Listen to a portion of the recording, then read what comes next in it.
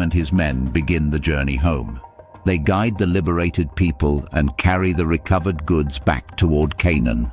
As they approach the area, two kings come out to meet Abram in the valley of Shaveh, also called the King's Valley.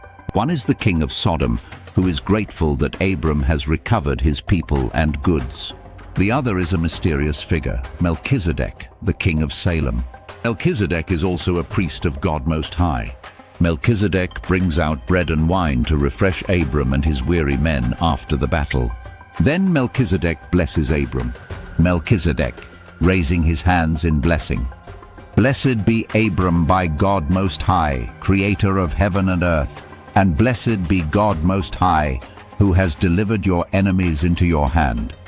Abram respectfully receives this blessing. To show honor and thankfulness, Abram gives Melchizedek a tenth of all the goods he has recovered, a tithe. Then the king of Sodom steps forward to speak with Abram. King of Sodom, graciously. Abram, I cannot thank you enough for rescuing my people. Please, just return to me the people who were captured and belong to Sodom. But all the goods you recovered, the valuables and livestock, you may keep as your reward. Abram, shaking his head. I appreciate your offer, but I must decline. I have sworn an oath to the Lord, God Most High, creator of heaven and earth, that I will not take anything that is yours, not even a thread or a sandal strap. I don't want you to ever say, I made Abram rich. I will accept nothing except what my men have eaten and the share that belongs to my allies, Aner, Eshcol, and Mamre, who went with me. They may take their portion, but as for me, I will take none of the spoil. The king of Sodom nods and accepts Abram's decision. Abram has shown integrity and faith in God's provision, refusing to become rich from this battle. With Lot safely by his side again, Abram returns home to his tents at Hebron.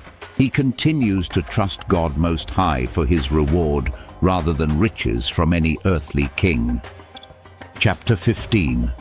God's covenant with Abram. After Abram rescued Lot and returned home, some time passes.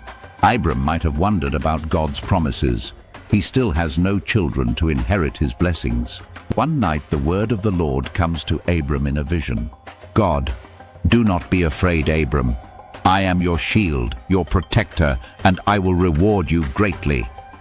Abram, speaking honestly to God. O Lord God, what good are your blessings if I have no son? I'm still childless. When I die, the one who will inherit all I have is Eliezer of Damascus, one of my household servants. You have given me no offspring of my own, so one of my servants will have to be my heir. God, firmly. No, Abram, that man will not be your heir. You will have a son of your own flesh and blood, who will be your heir. God brings Abram outside his tent under the night sky. God, look up at the sky and count the stars, if you are able to count them. Abram gazes up at countless stars sparkling overhead. So shall your descendants be. Abram looks up at the innumerable stars and takes God at his word. He believes God's promise with all his heart. And the Lord is very pleased with Abram's faith. In the Bible it says Abram believed the Lord, and God counted Abram's faith as righteousness. God, I am the Lord who brought you out of your former home, Ur of the Chaldeans, to give you this land to possess. Abram, respectfully, Lord God, how can I be sure that I will actually possess it? God then gives Abram an instruction to confirm his promise. God, bring me a 3-year-old heifer, a 3-year-old female goat, a 3-year-old ram, a turtle dove, and a young pigeon. Abram gathers the animals as God asked. He sacrifices them, cutting the cow, goat, and ram in halves and laying the halves opposite each other on the ground. This was a customary way to make a covenant in those days. He does not cut the birds, but places the dove and pigeon on either side. Abram waits for God to give further instructions. Birds of prey swoop down, trying to eat the carcasses, but Abram drives them away, determined to honor this sacred ritual. As the sun is going down, Abram falls into a deep sleep. A thick and dreadful darkness comes over him. In this heavy darkness, the Lord speaks to Abram, revealing a prophetic message about Abram's future descendants. God, know for certain, Abram, that your descendants will be strangers in a land that is not their own. They will be enslaved and mistreated there for 400 years. But I will punish the nation that enslaves them, and afterward your people will come out with great possessions. As for you, you will live a long life and die in peace. In the 4th generation, your descendants will return here to this land, for the sin of the current inhabitants has not yet reached its full measure. When the darkness of night has fully fallen, God gives a visible sign.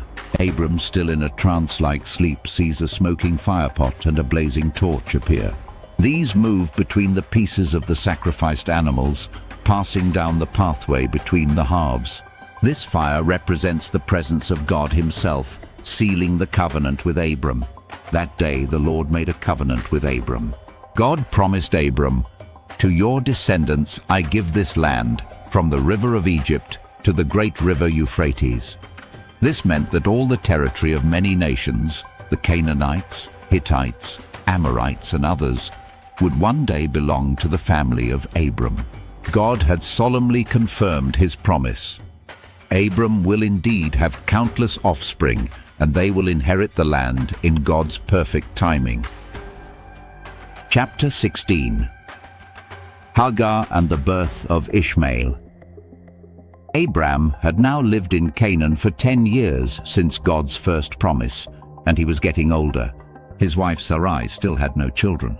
Sarai desperately desired a child and began to think of a way to build a family. Sarai, frustrated and sorrowful. "Abram, the Lord has kept me from bearing children. I have an idea. Please, take my maidservant Hagar as another wife. Perhaps I can have a family through her." In those days, it was an accepted custom that if a wife couldn't have children, she might give her maid to her husband, and any child born would be counted as the wife's. Sarai is taking matters into her own hands because she sees no other way to get a child. Abram listens to Sarai's proposal. Abram, nodding slowly, "If you believe this is best, Sarai, I will take Hagar as you suggest." So Sarai gives her Egyptian maid Hagar to Abram as a wife. Before long, Hagar becomes pregnant. When Hagar realizes she is going to have Abram's child, she begins to feel proud and looks down on Sarai. Sarai notices Hagar's attitude and feels hurt and angry. Sarai, angrily to Abram, "This is all your fault. I gave my maid into your arms, and now that she knows she's pregnant, she treats me with contempt. I'm despised in her eyes. The Lord judge between you and me for what is happening." Abram, gentle but hands-off, "Hagar is your maid. She's under your authority. Do whatever you think is right to deal with her." So Sarai begins to treat Hagar harshly. Perhaps she scolds Hagar severely, gives her the hardest chores, or shows open hostility toward her. The mistreatment becomes so intolerable that Hagar finally runs away. She flees from Abram's camp, heading south toward her homeland of Egypt. Hagar travels through the wilderness alone. Eventually, exhausted and pregnant, she stops by a spring of water in the desert on the road to Shur. There, an angel of the Lord finds her. Angel of the Lord, calling kindly, "Hagar, servant of Sarai, where have you come from and where are you going?" Hagar, sobbing, "I'm running away from my mistress Sarai." Angel of the Lord, with compassion and firmness, "Return to your mistress and submit to her authority. It may be hard, but it is the right thing to do." The angel continues with a message of hope. Angel of the Lord, "I will greatly multiply your descendants. You will have so many offspring that they will be too numerous to count." Angel of the Lord, "Behold, you are pregnant and will give birth to a son. You shall name him Ishmael, meaning God hears, because the Lord has heard of your misery. He will be wild and untamed like a wild donkey.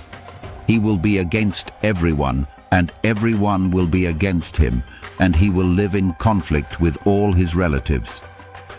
Hagar is amazed that God has noticed her, a servant in her trouble. She realizes that God sees her pain and has come to help her. Hagar, in awe, speaking of the Lord. "You are the God who sees me," she whispers. "Have I truly seen the one who sees me?" Because God saw Hagar in her distress, the well where the angel met her was named Beer Lahai Roi, which means well of the living one who sees me. Hagar obeys the angel. She returns to Abram and Sarai's camp and humbly resumes her place. In time, Hagar gives birth to a son. Abram holds his newborn son and names him Ishmael, just as the angel instructed. Ishmael means God hears because God heard Hagar's cries. Abram is 86 years old when Ishmael is born. Now Abram has a son, but Ishmael is not the child of promise that God spoke about for Abram and Sarai. They will have to wait many more years to see God's miraculous plan unfold.